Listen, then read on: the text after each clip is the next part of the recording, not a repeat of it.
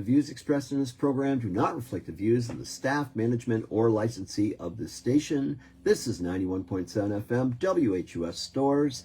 I am Peddler Ron, and you are listening to Bicycle Talk, episode 393, to be broadcast on May 1st, 2024 on WHUS 91.7 FM and WHUS.org. Welcome to Bicycle Talk with my friendly co-host, the lovely Dr. Fran Storch, who's back there behind me if you look over my shoulder. Anyway, if you're watching on Facebook Live, please feel free to comment. We should be able to respond.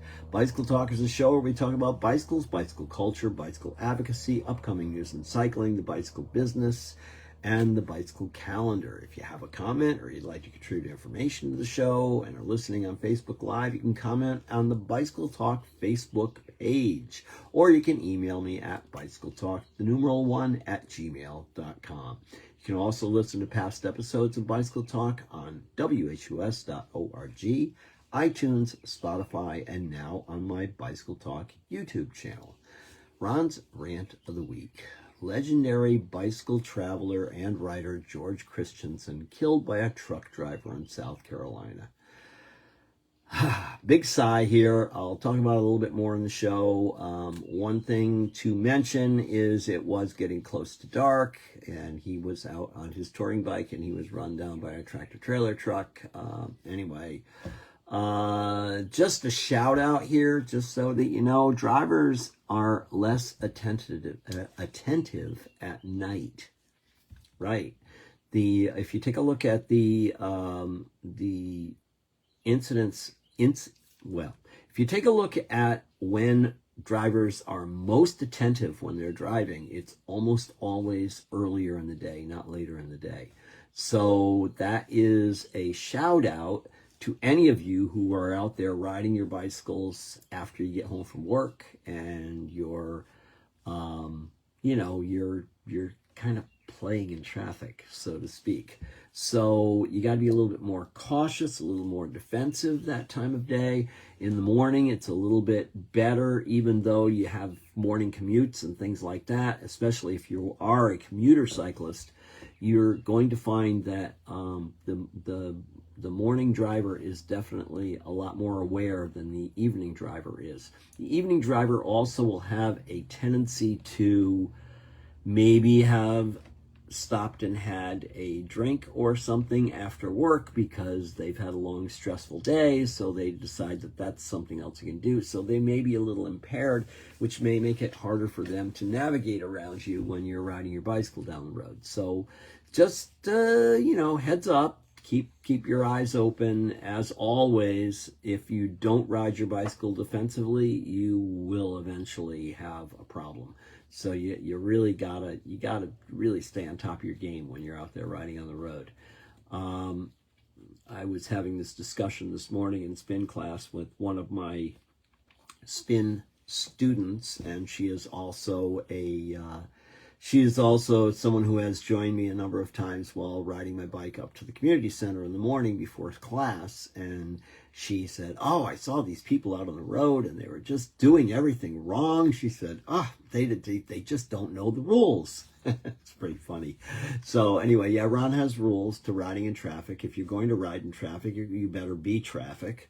And the other one is, if you're going to ride in traffic, drive your bike. Don't ride your bike. That's a big one right there. Because when you take it from the idea of the same idea you would have if you were driving a motorized vehicle and you operate your bike that same way, you'll be a lot safer. You'll be a lot more noticed when you're riding down the road. It just makes a huge difference. So anyway, drive your bicycle. So we'll move on to this a little bit more in the show. On a positive side, it's Bike Month. May is Bike Month. Yeah, that is going to be starting on Wednesday of this week. We are broadcasting this show live right now on Monday, but by the time it hits the airwaves, it will be Wednesday, and it will be the beginning of Bike Month, which is really, really important, and I can go over a little bit of that when we get later on into the show. And you might want to also call your local officials and find out how you can possibly volunteer or participate in Bike Month activities. And if you don't have any Bike Month activities, call them anyway. Create one. That's it. That's how you get things done. That's how you become an advocate for the sport and the recreation that you love.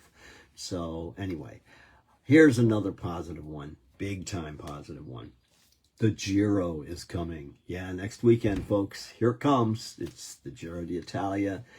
Possibly one of my favorite races of the year. And I always say that because it usually has a certain flavor to it, which tends to make it a lot different than the Tour de France. It makes it different in yet another way from the Vuelta a España. Those are the three major Grand Tours. But I gotta say, the last couple of years, it's debatable as to which one was better. They're all good. They're all really, really good. So there's just a lot of interesting things happening. The race promoters in the Tour de France have decided, I don't know, maybe a few years ago, they decided to up the degree of difficulty in their particular race, and that has really kind of made them a little more competitive with one another as far as which one is the hardest one of the tours to do. If you have a vote on that, you could certainly, pop it up there and throw out an explanation onto Facebook as to what you think is the hardest of the Grand Tours out there. I'd love to hear your answers. So just respond, or you can drop me an email at bicycletalk1@gmail.com. Okay, what else do I have? I have so many things on the positive side, that's a good sign, isn't it? And hot off the press, as I said last week, that Bike Walk Glastonbury had put out, they learned the Putnam Bridge Trail would open on May 10th. Well, there's a date change. Just so you know, the grand opening of the Putnam Bridge Trail is May 9th. At 1:30 p.m. And that will be entering on the Wethersfield side of the bridge. So if you are interested in participating in the ribbon cutting and crossing of the Putnam Bridge, finally legally on your bicycle, that's a shout out to Sam Zeldner, if he's still around, who used to illegally cross it every day on his bicycle while riding over to Newington Bicycle Shop, of which he was an owner of the store.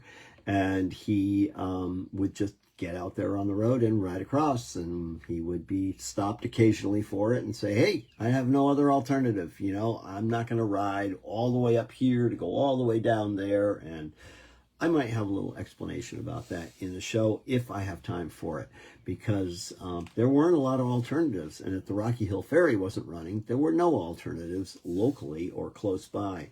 So anyway, that's a big deal. That's a really big deal. That project has been on hold for a long time. The bridge was reconstructed and the trail was put in, the sidewalk was put in on the bridge a number of years ago, but there has been no access to it until now. So anyway, I'm real excited.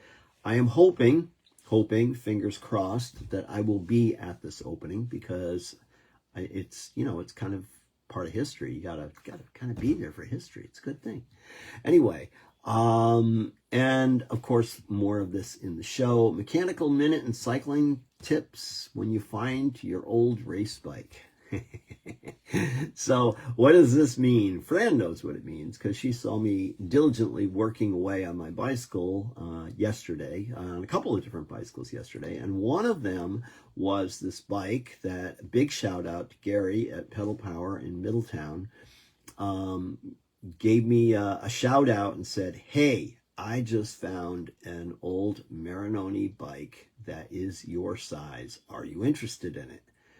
And I went, really? He said, I'll send you pictures. And he sent me pictures, and I said, okay, it's mine. I'll take it.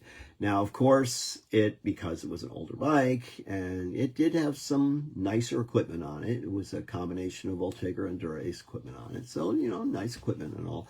But it was, dated in the area of the crankset, and a few other little things had to be changed on it. So I first thing I wanted to do was take care of the bottom bracket issue, because I have I've got old guy legs now, and my old guy legs like little chain rings in the front instead of big chain rings in the front, because I have no use for those things any longer. So it came with the standard, I don't know, it was the 3953 or something like that on the front end, and that's just like that, you know, those days are long gone.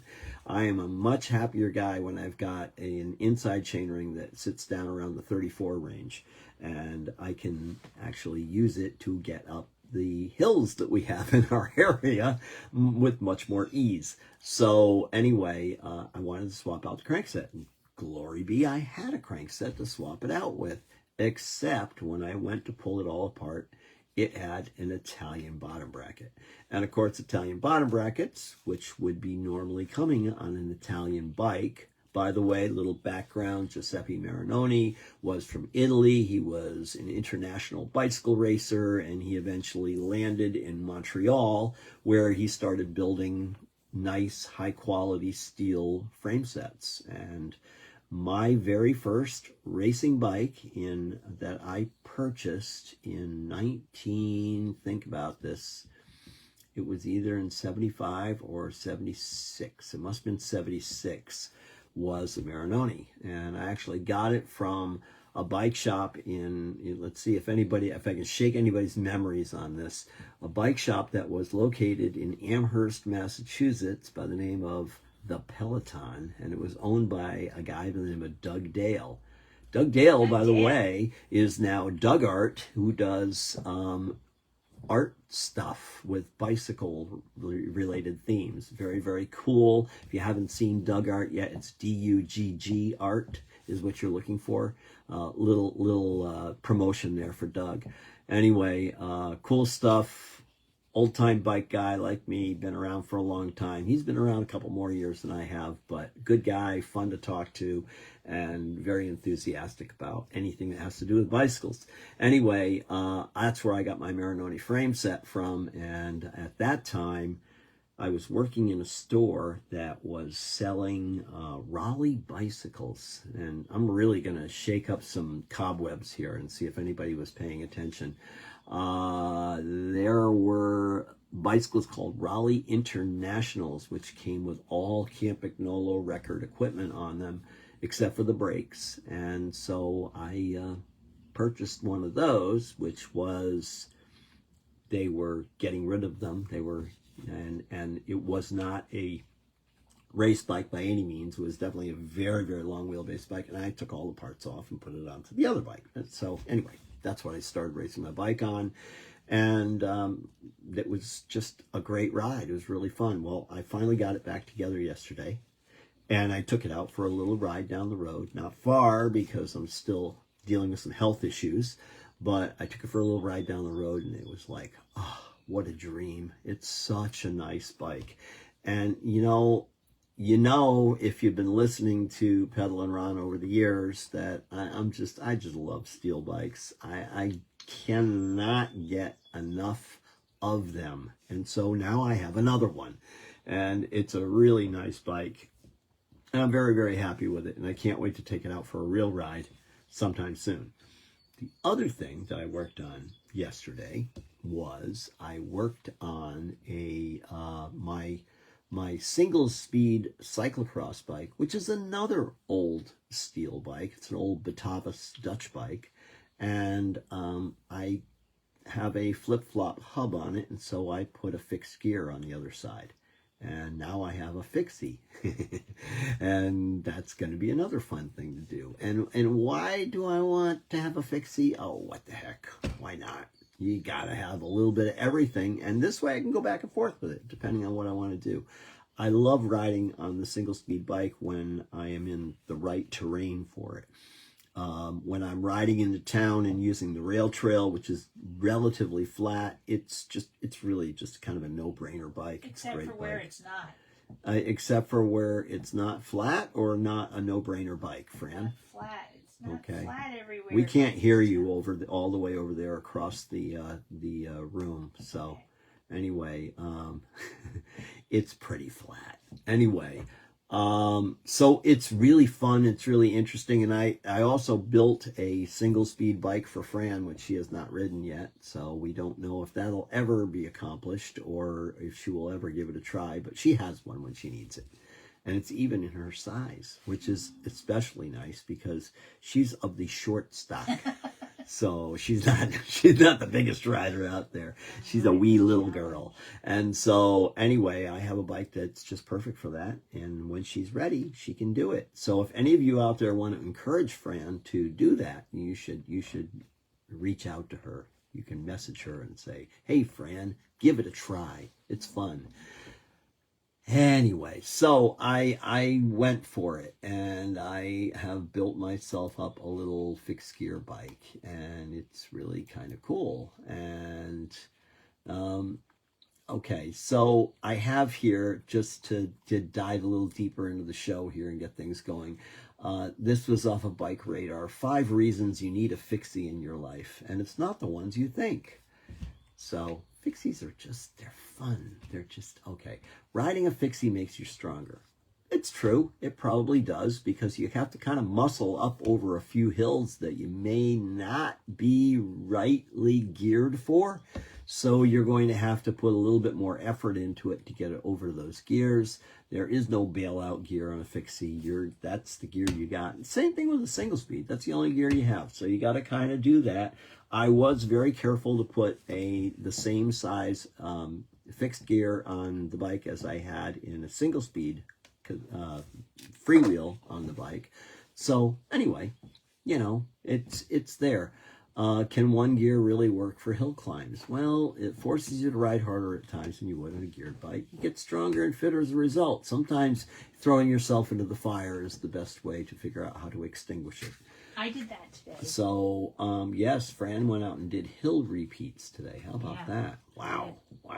That's impressive. I haven't done those in a long time, and I won't be for a while still. Long story, still working on it. Number 2, fixed feels like nothing else. That is true. There's nothing that feels like a fixed gear bike, and it is something that acquires a certain level of practice and understanding when you're on one, because when you stop pedaling a fixed gear bike, you will flip right over the bars if you're not paying attention. So you have to remember that you're always pedaling forward. Sort of like if you were on an indoor spin type bicycle that has a direct drive gear on it. So that's definitely there. But of course, when you stop pedaling a direct drive indoor bicycle, it just makes your legs lock out and it doesn't send you flying across the room. So you have to, there are some things, but there is no dead spot in your pedaling, because the motion of the bike pulls your feet up and over the top of the pedal stroke. So does it smooth out your pedal stroke? Debatable. I've read positives and negatives on this. It's really, really hard to say. But anyway, fixed gears teach you new things. This is number 3 on the list. Dignity may not be one of them. Want to ride down a big hill? You're going to have to keep up, because coasting is not an option. Riding a fixed forces you to adapt to riding at a huge range of cadences. At the top end, it's not impossible to hit 200 RPMs, and a steep ascent you can you could have grinding down into the 20s when you're trying to get up over a hill. I will say that I will not be of the practice of the 200 RPM downhill. I have brakes on my fixie, and I will be able to apply them accordingly. I'm not young enough to play the young knee game at this point in time, so I'm not going to do it. So it says here, we don't endorse riding brakeless because it's dumb and illegal, but you can certainly brake less on a fixie, modulating your speed with a little bit of leg control. And it's true. If you just use a little bit of pressure on the pedals, you can actually control your speed. So there are ways of fiddling around with it and making it work. Number 4, fixies are pretty tough and super low maintenance. That's for sure. It has one gear. Just one gear. That's it. So no derailleurs. Nothing to adjust there. drivetrain gets messy, who cares? Doesn't really matter. Everything's it's just one gear, so it's not that big a deal. So if you hate working on your bike, and you're still gonna have to lube your chain occasionally, but there are no gear cables and derailleurs to get gunked up or go out of adjustment, and there's no vulnerability. There's no vulnerable hanger to get bent on at the bike racks or when you fall over or whatever. So you don't have to worry about any of that stuff because it's just one gear. That's it. Very, very simple. Simplicity of a fixed gear drivetrain can make for a truly beautiful bicycle, and they can be cheap to run too. There are many parts. There aren't many parts to wear out, so they're perfect for commuting or winter riding. And that's another thing. If you can throw a set of fenders on them, then you can go right at it. I caught a comment on Facebook from my friend Guy Daniello from Amity Bike Shop, and he had commented that he's been riding a fixed gear every winter for years and years and years now. It's kind of his go-to bike in the wintertime. So that's kind of a cool thing. My go-to bike in the wintertime is generally my cyclocross bike, and it better be a pretty warm winter because I don't like the cold. But anyway, that's that. So they're more versatile than you might imagine. And I have taken my bike, my single speed and or fixie bike, and I have put a rack on the back of it so that I can throw a set of light panniers on it if I want to, or a rack pack on the back, and I can use it for running errands. And it's just kind of a cool bike. It's just, it's just enough different to be fun. And that's it. That's what I got on fixies. So I'm going to move on and get away from that one. If you ever want to give one a try to find a friend who has one first. And because I wouldn't recommend just going out and diving into the fixed gear thing and hoping that, it's going to work for you. That's probably not a great idea. But anyway, let's move on to, oh boy, yeah, we got a lot of things to talk about here today. Oh boy, oh boy, oh boy. So we're going to move to the content, which brings me back to legendary Chicago bicycle traveler and writer George Christianson. So this is kind of an interesting guy. That's why I pulled this up. And of course, anything that pops up that says anything about Chicago, I'm instantly interested in, because my son lives in Chicago, and as much as he does not ride a bicycle, he does bring up things to me when he's talking to me on the phone. He'll mention something about how they're putting a new bike path in over here and they're doing this over there, and he is paying attention to it all. I hope someday he will become interested in the whole bike thing, but I'm not going to hold my breath over it. He has other things that he does, and he is truly a carless guy. He does not own a car. He lives in the city, and he is using mass transportation and also his very, very rapid footwork to get himself places. He walks a lot. And so that, of course, gives him a lot of fitness, as they have done research on the fitness levels of people across the country. Guess where the people that are most fit live? In big cities. Why is that? Because they walk everywhere. They have to, even if they are using mass transportation, they still have to walk to the bus stop. They still have to walk to the train. They still have to walk different places. So they become instantly and immediately more active and less immobile than people who have motorized vehicles. So anyway, so this particular gentleman, he was a longtime bicycle courier, and then he was listed as Chicago's most adventurous bike riders and writers. George Christianson did extensive cycling trips in Africa, Asia, Australia, Europe, North America, and South America. Where does he get hit? South Carolina or North Carolina, wherever it was. Anyways, no, South Carolina. So anyway, according to a report in the state by Noah Felt, on Monday, April 22nd, around 7:30 p.m., there's that nighttime thing, Christensen was cycling west on Highway 34, road with a number, I'm making a mention here, about 3 miles southeast of Ridgeway near Autumn Drive. The sun would be setting a little after 8 p.m. that night. And I'm looking at a picture of the highway here, and there is a line that designates the edge of the road, which means there was no shoulder. It is definitely a very, very straight road with just no real place for anybody to bail out except driving off into the woods, which is what I would have done. But anyway, you don't know when someone's coming up behind you. Apparently, he was killed when a struck by a truck who was also traveling west on Highway 34, and he succumbed to injuries at the scene of the crash. The incident continues to be investigated, so we'll find out more about it, but the truck came up behind him and hit him from behind, and that's what happened. And it's really sad because here's a guy with a great history of cycling. He was extremely well known. There's pictures of him. He was very big on pursuing one of his many passions, visiting historic Carnegie libraries across the United States. And that was the case on this trip. Entries from earlier in the month state that he rode Amtrak from Chicago to Washington, D.C., took another train route to Orlando, Florida, and then biked north near the Atlantic coast, stopping at libraries along the way. And then they have a post here of how he had done that. So in his final entry on his blog, he wrote that he had traveled to Wilmington, North Carolina to visit old friends and who are fellow Telluride Film Festival friends. And after camping at their house, he headed west out of town over the Cape Fear River once again towards South Carolina for 6 Carnegie libraries inland from the coast, he wrote.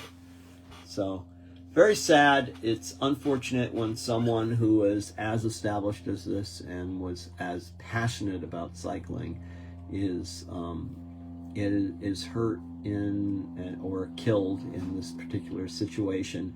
I'm bringing this up not only because of the fact that he was from the Chicago area, but I am also bringing this up because we have an International Ride of Silence coming up very, very soon, as Bike Month has the International Ride of Silence on the 15th of May, and that is worldwide, okay? There is one Ride of Silence in Connecticut, and it is right here in Storrs, Connecticut. Big shout out to Kevin Mahan for helping put this thing together, because it's really his force and his energy that is making this all happen. He started it a few years ago, had just a few people show up. We collaborated and moved it to Storrs, and when we moved it to Storrs, we were able to get a few more people to show up, and I'm hoping to see a lot more people this year. So if you are not doing anything that Wednesday evening, I'd love to take you out for a very, very quiet, hard to believe because it is Pedalin' Ron who never shuts up, but a very, very quiet 3.5 mile ride through the Storrs campus. By the way, we are being escorted by the University of Connecticut Police Department, who are excited and very happy to help us out with this event. And the roads are open, but we pretty much dominate the roads. It's a critical mass ride. We will consume the roads, including State Road Route 195 and State Road 275.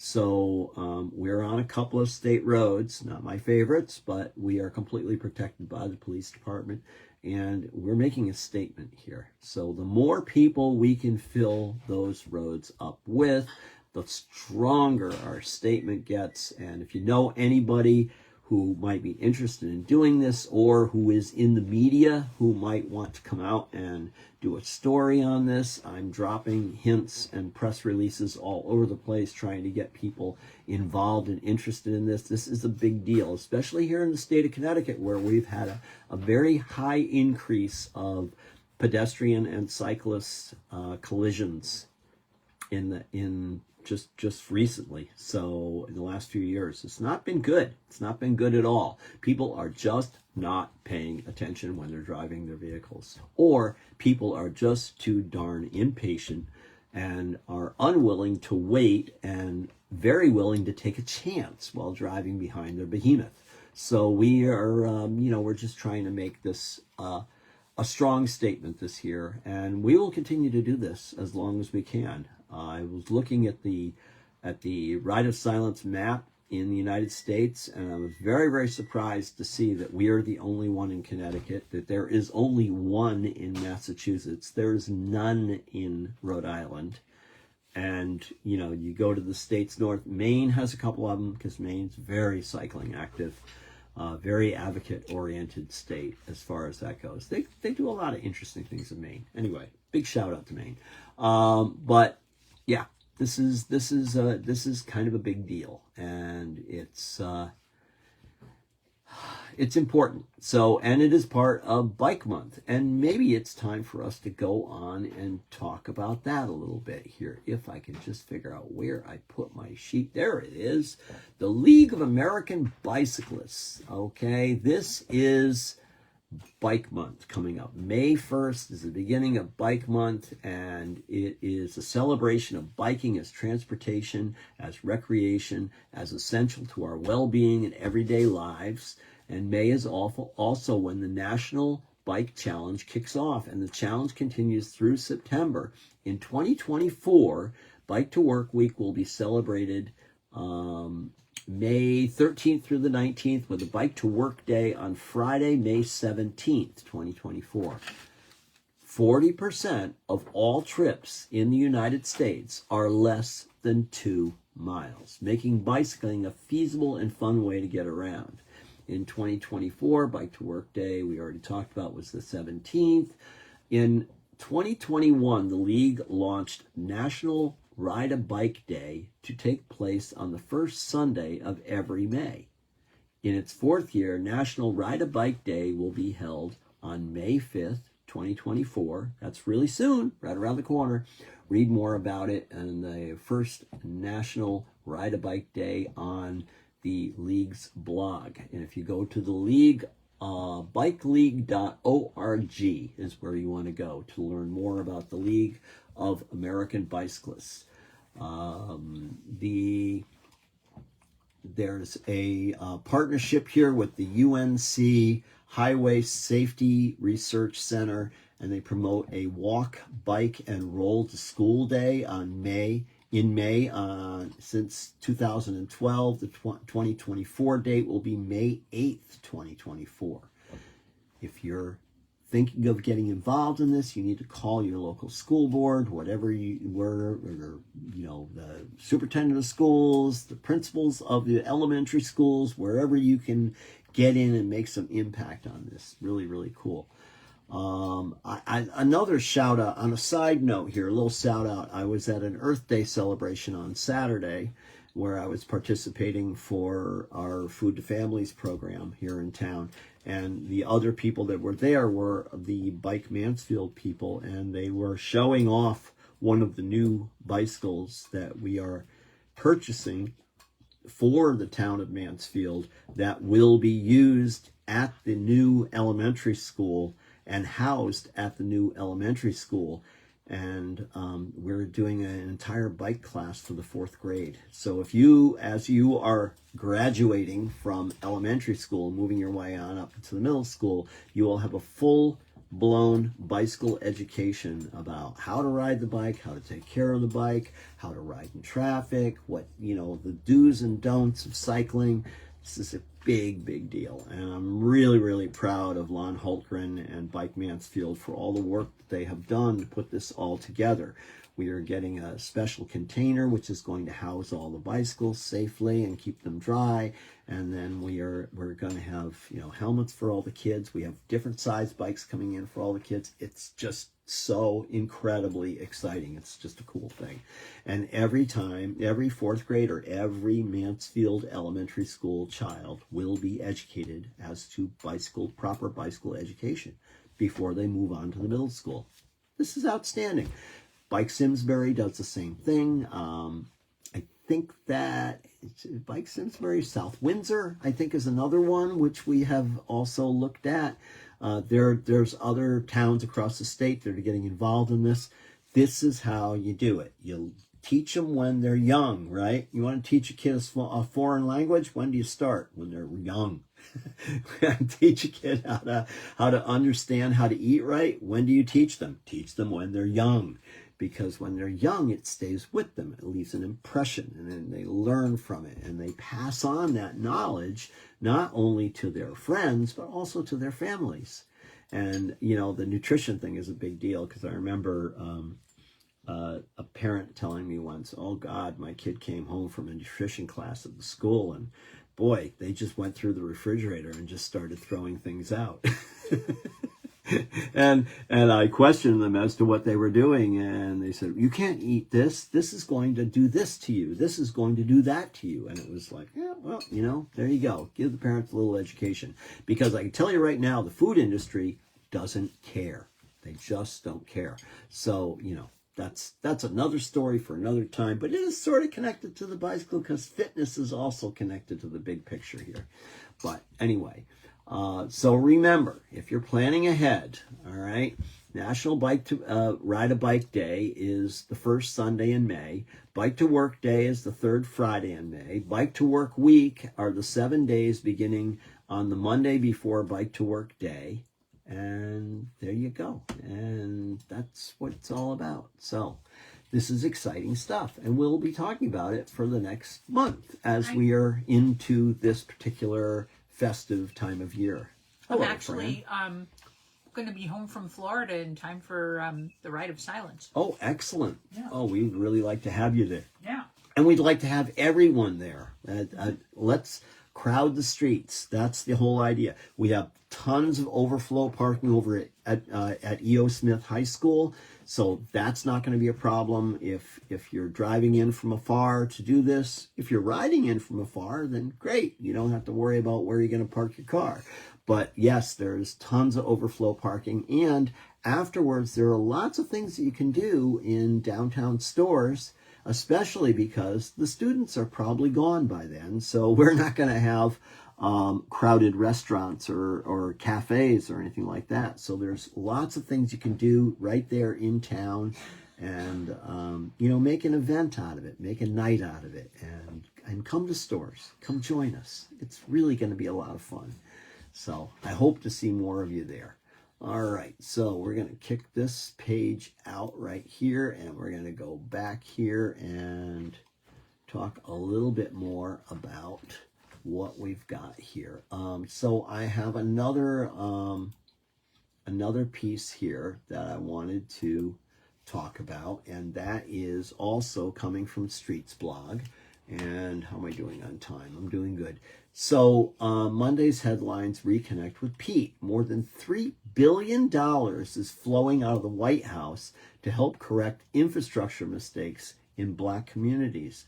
This is a big one by our Transportation Secretary Pete Buttigieg, and he attended a conference of Black mayors to tout a $3.3 billion grant, available money in grants from the Biden administration on distributing to address the damage caused to minority communities by past transportation decisions.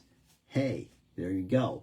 What a great idea. So cities should be building more protected bike lanes because paint does very little to keep things safe. Funding transit instead of highways would lead to cleaner air and save people. Otherwise, they would save people money. Otherwise, they'd spend on driving.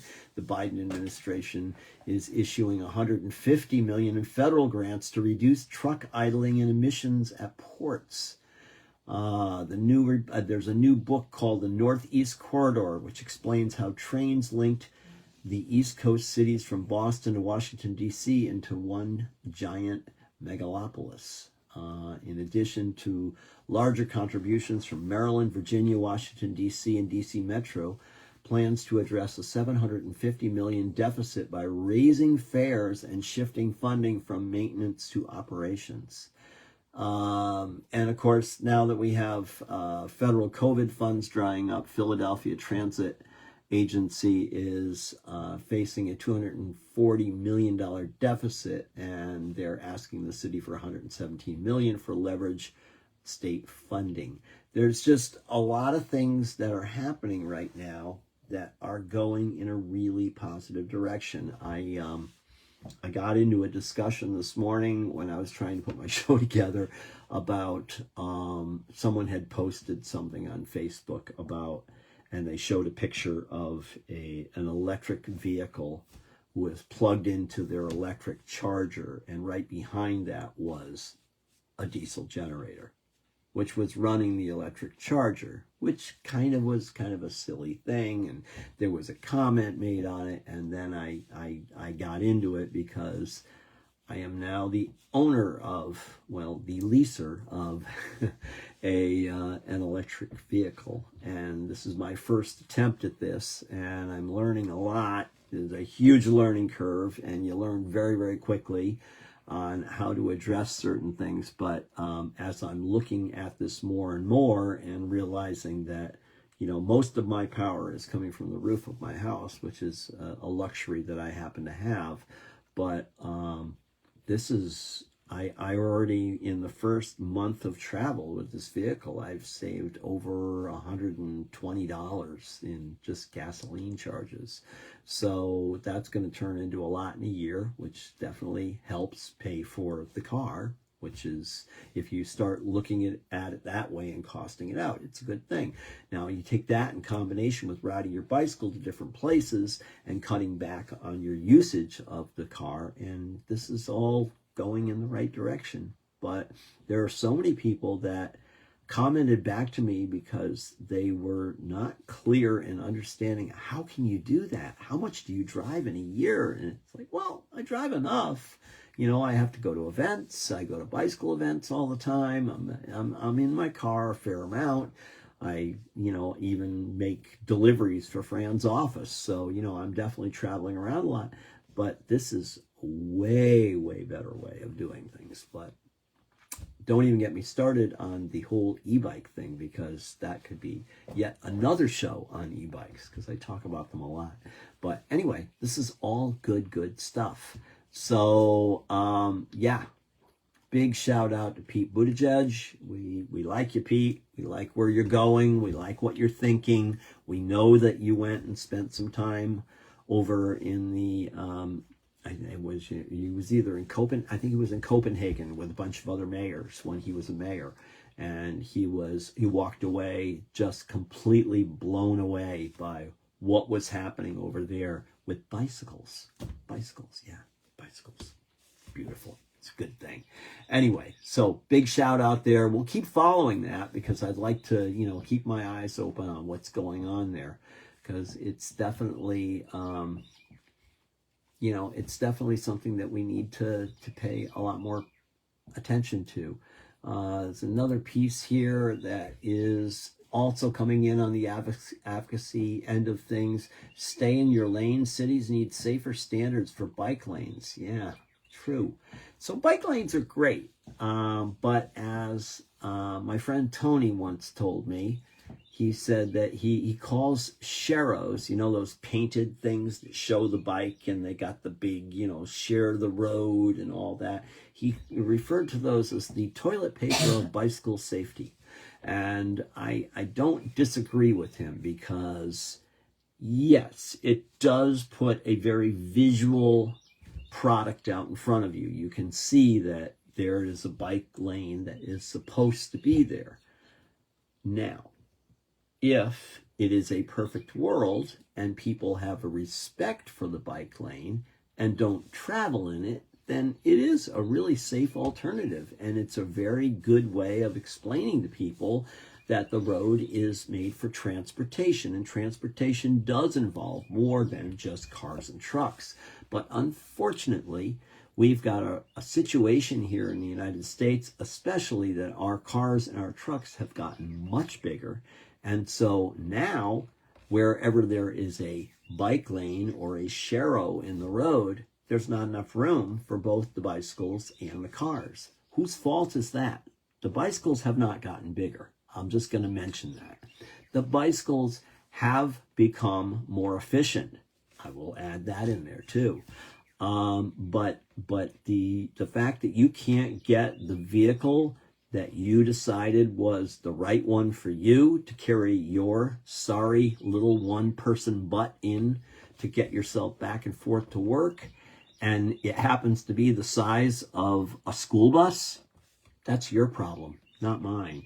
That's your fault, not mine. That's a poor decision. And unfortunately, that poor decision may not have been entirely your decision. It may have been influenced by the automobile manufacturers. As a matter of fact, I'm not going to say may have been. It was influenced by the automobile manufacturers. They have a plan, and their plan is to continue to make the biggest and most behemoth modes of transportation they can to keep you in your big steel module as you're driving down the road. They do not want to see bike lanes. They do not want to see mass transportation. They do not want to see you in any way lose your freedom machine. The real freedom machine here is not a car or a truck. It is a bicycle. If you take a look at all the car ads, somebody posted this just a couple days ago too, I saw that, and they said, if you take a look at the car ads and how much they talk about the freedom machine and get your personal freedom with this particular vehicle and all this stuff, it's like they're pushing the wrong product. Bicycles should be the product they're pushing. Remember, 2 to 4 miles is the average trip. It's not very far. It's not very far. You don't need a gigantic vehicle for that. You can do that on a bicycle. So anyway, it is becoming more dangerous than ever to ride your bike. We have climate concerns. We have rising transportation costs, new bike lanes, bike share programs, number of cycling trips. They're all increasing over the U.S. Unfortunately, so are the number of fatal bike accidents. Instead of prioritizing the safety of cyclists, many cities continue to build unprotected bike lanes in the gutters of high-speed roads. For example, Miami, Florida has close to 200 miles of bike lanes, but less than 1% of them are protected. These unprotected lanes are often marked on the road with some paint and little else. Though intended for the streets with speed limits less than 25 miles per hour, these lanes are commonly built on busy roads with frequent breaks for turning cars and little protection for cyclists. Fatal bike accidents in Miami have increased 5 times the national rate as a result. Cities across the U.S. should make existing bike lanes safer instead of building new unsafe ones. Good point. So, you take a look at Phoenix, Arizona. It's one of the most dangerous cities in America for cyclists. And it has most of their accidents along large straight roads with high speed limits. The North 19th Ave, one of the biggest culprits, has a 40-mile speed limit and is 6 lanes most of its length. Other cities offer most dangerous cyclists like Dayton, Ohio, Detroit, Michigan, have a history of building wide roads for cars, not people. The most dangerous feature of these unprotected bike lanes is the false sense of security that they give to cyclists new to the road. American drivers are not used to watching for cyclists and commonly encroach upon bike lanes while driving. In 2021 alone, almost 1,000 cyclists were killed and another 41,000 were injured in accidents. I love how they call them accidents. And studies show accidents increase when unprotected bike lanes are built. Painted lines also decrease the distance drivers give to cyclists when passing. Got that? Decrease, not increase, decrease. Tell you what increases the distance between a driver and a cyclist when they're going down the road? Pull a trailer. Game changer. Total game changer. When you're pulling a trailer, that's one thing I learned. When I got my bike trailer, when my son was very, very young, and I used my bike trailer to get myself back and forth to work and carry my son with me, and even on my Wednesday nights when I had a nice recreational time trial that I was hosting every Wednesday night out of the bike shop, I would put my son in the trailer and I would ride him out to the time trial and then run the time trial while they were all out riding. I would be playing with him at the little town green that we started and finished at, and then I would ride him back home afterwards. When I was pulling that trailer, people gave me room. lots of room, because people understood what was in the trailer. They understood that the trailer looked bigger than the actual cyclist did, although the handlebars of my bicycle were almost as wide as the trailer itself. It still gave a much larger presence on the road, and I got a lot more room. Much more room than I would if I were riding my bicycle on the road and had a, let's say, a child carrier on the back of the bike, which I think that's the greatest insanity that has ever been developed for a bicycle. Don't put your kid in a child carrier, please don't. If you want to have a discussion with me about that, an argument with me about that, anything whatsoever, I will be very, very happy to talk to you about it.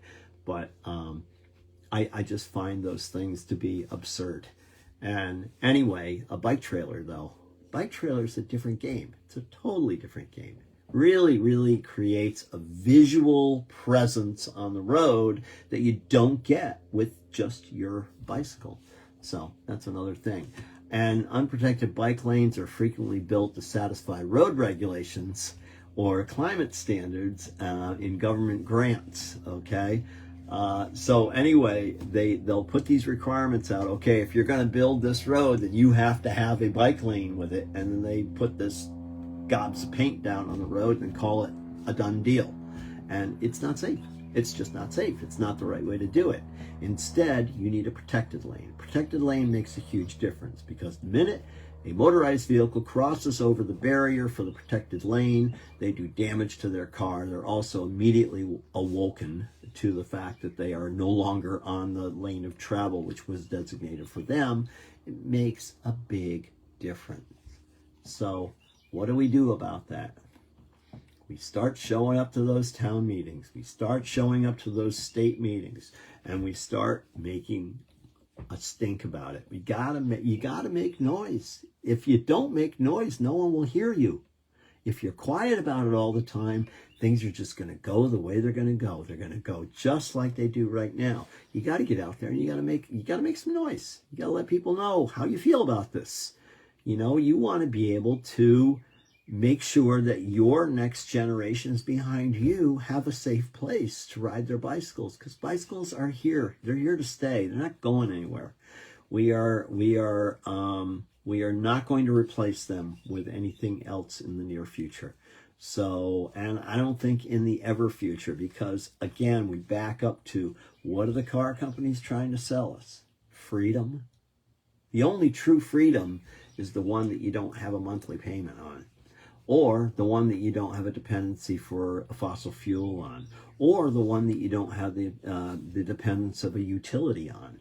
You know, think about it. It just makes so much more sense. That's why we're here. That's why this is Bicycle Talk. That's why I'm passionate about what I talk about. I really just want to get everybody onto the train here. Now I've spouted so much about advocacy today that I have wasted almost a perfectly good hour of your time talking about that. But I'm just, you know, we will get back to it, and we'll talk more about it, because we have so many other things that are going on right now. There's so many cool things. We have the Giro d'Italia coming up. The Giro starts on the next weekend, which is really cool. We have the Tour Critérium de Dauphiné, which is coming up a month later. Apparently Sepp Kuss is going to be one of the highlight riders from Jumbo-Visma on that. So we will, or whatever they're calling themselves these days. They're now Lisa Bike. Visma Lisa Bike. I can't remember exactly. It changes around a lot. It's corporate sponsorship. That's the way it works.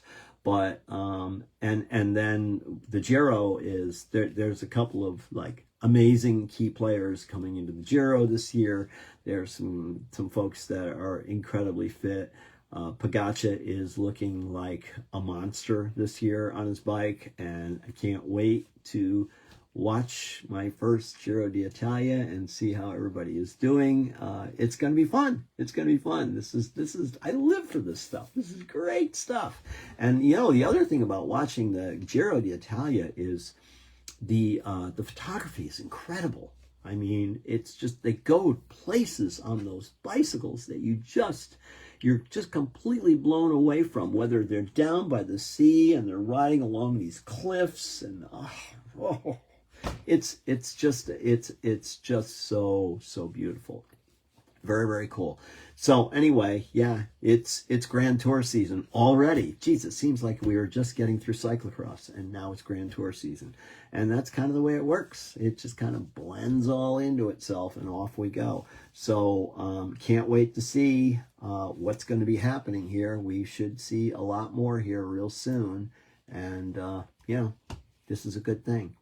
So events, remember, the Maid show, which is also in Australia this year, on June 28th to 29th, is coming up. And the second Maid show here in the States will be in Portland, Oregon from August 23rd through the 25th. And we've got that coming up. The domestic events coming this fall. We have the Lime Rock Epic. If you're looking for great gravel rides, that's the place to go. The Ride of Silence I talked about earlier, and I'll just shout it out again. Wednesday, May 15th, rain or shine, 7 p.m. sharp rollout. Try to get there about half an hour early so you can sign in and just kind of enjoy folks, and you can actually talk at that time before we get everybody to go silent and then ride. It's a 3.5-mile loop through Yukon campus, escorted and monitored by the Yukon Police Department. Max speed. You can talk after too. You can talk after too. Max speed is 10 to 15 miles an hour, or 10 to 12 miles per hour. Helmets required, kid friendly. And then there's another ride coming up, which is the Ride the East ride on June 8th, 2024, from the Gilson House Museum in Willimantic, Connecticut. And you can explore the airline trail with the East Coast Greenway Alliance and Trust for Public Land. There's 2 different rides. They're out and back options. One is 48 miles. The other is 18 miles on Stone Dust Airline Trail State Park. And let's see, what else do we have here? The 2024 Steeplechase Ride and Walk, Saturday, August 17th, including a 20-mile, 35, and 62-mile road ride, a 5-mile fundraising walk, and in addition to last year's 18-mile gravel ride, there will be an additional 40-mile gravel route available. That is 90% dirt roads and trails, and I would say maybe even more than 90%. It might be more like 95. I was out scoping it out last week because I'm working on that. So that's a big deal. We'll continue to tell you more about that. Project Mayhem Cyclocross Series, and that is coming soon this fall. It aims to deliver fun, exciting regional cyclocross series, providing an inclusive racing experience for all racers, regardless of background. And it should be a whole lot of fun. So here we are, finishing points. Here comes the Giro, right? And hey, it's pretty much May, okay? What are your plans for Bike Month? Are you coming to see us in this year's Ride of Silence? How about that Putnam Bridge grand opening? I'd love to see you there. That'll be a lot of fun. I'll keep it posted on Facebook here, so if you're looking for that information, it's definitely there. There's also an article in the Hartford Courant about it if you're looking for more information there too. We do love your listener comments, so please keep them coming. So 2024, you gonna ride more miles? You gonna ride and commute to work or around town? You looking for better fitness? Or are you simply enjoying the bike rides you take more by slowing down and smelling the roses? I'll say it again, it won't be my last time. You got to get loud, get active. Our time has come. Stop complaining about traffic, dangerous roads, the price of gas, and the lack of places to safely ride, and join the revolution of change. Hey, take a day, park the car or truck, and ride your bicycle instead. You just might surprise yourself. The views expressed in this program do not reflect the views of the staff, management, or licensee of this station. You have been listening to Bicycle Talk with my friendly co-host, Dr. Fran Storch. If you are watching on Facebook Live, please feel free to comment, or you can send me an email at bicycletalk1@gmail.com. You listen to past episodes of Bicycle Talk on whus.org, iTunes, Spotify, or now on my Bicycle Talk YouTube channel. This is Pedal and Ron. Remember, keep that rubber side down, the wind at your back, and get out and ride your bike. It really could save your life. This is 91.7 FM, WHUS Stores, and WHUS.org. Thank you so much for listening. See you next week.